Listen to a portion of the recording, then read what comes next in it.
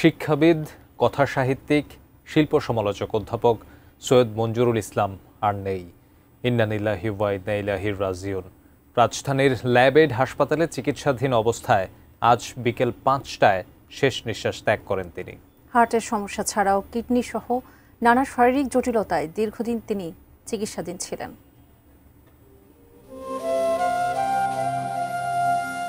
অধ্যাপক সৈয়দ মঞ্জুরুল ইসলাম প্রজ্ঞাবান, আধুনিক মনস্ক, দূরদর্শী আর সত্যিকার অর্থেই গর্ব করার মতো ছিলেন শিক্ষক।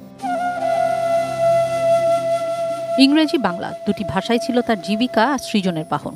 শিক্ষকের বাইরেও সৈয়দ মঞ্জুরুল ইসলাম ছিলেন কথাসাহিত্যিক, প্রাবন্ধিক, অনুবাদক, চিত্র সমালোচক, একই সঙ্গে সমকালীন রাজনৈতিক বিশ্লেষকও। গণতান্ত্রিক প্রক্রিয়াটা হচ্ছে অংশগ্রহণমূলক। কেউ কাউকে জোর করে সরিয়ে রাখতে পারে না। সেই অংশীদারিত্ব যদি সম্প্রসারিত হয়, একটি দল যদি নিজেকে তৈরি করতে পারে, নিজেকে সংশোধিত করতে পারে, তাহলে সেও অংশগ্রহণ করতে পারে। এত মেধার কীর্তিমান মানুষটি ছিলেন এক অপূর্ব গল্পকথক। সাহিত্যকর্মের গুণগত মান এবং কথা সাহিত্যে তার বিশেষ অবদানের জন্য ১৯৯৬ সালে পেয়েছিলেন বাংলা একাডেমি সাহিত্য পুরস্কার আর ২০১৮-তে ২১ পদক।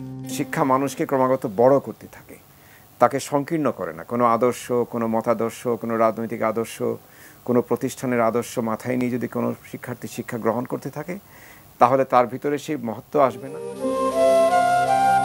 ১৯৫১ সালে সিলেটে জন্ম সৈয়দ মঞ্জুরুল ইসলামের। ঢাকা বিশ্ববিদ্যালয়ে ইংরেজি বিভাগ থেকে স্নাতক ও স্নাতকোত্তর করে কানাডার কুইন্স বিশ্ববিদ্যালয় থেকে পিএইচডি করেন তিনি। ঢাকা বিশ্ববিদ্যালয়ে ইংরেজি বিভাগে দীর্ঘদিন শিক্ষকতা করে ২০১৮ সালে অবসর নেন সৈয়দ মঞ্জুরুল ইসলাম। এরপর তিনি ইউনিভার্সিটি অব লিবারেল আর্টস বাংলাদেশে যোগ দেন। ২০২৩ সালে তাকে ঢাকা বিশ্ববিদ্যালয়ের ইমেরিটাস অধ্যাপক করা হয়। মানুষ যখন ঐক্যবদ্ধ হয়, যে শফিউল যে কথাটি বলছিলেন যে আশার জায়গাটা, এটাই কিন্তু আমাদের একটা বড় আশার জায়গা। আমরা পারবো। কীর্তিমানের মৃত্যু হয় না, তারা শুধু সময়ের গণ্ডি পেরিয়ে চিরকাল বেঁচে থাকেন ইতিহাসের পাতায় তার কর্মে। কিশোর জাহান, এটিএন নিউজ, ঢাকা।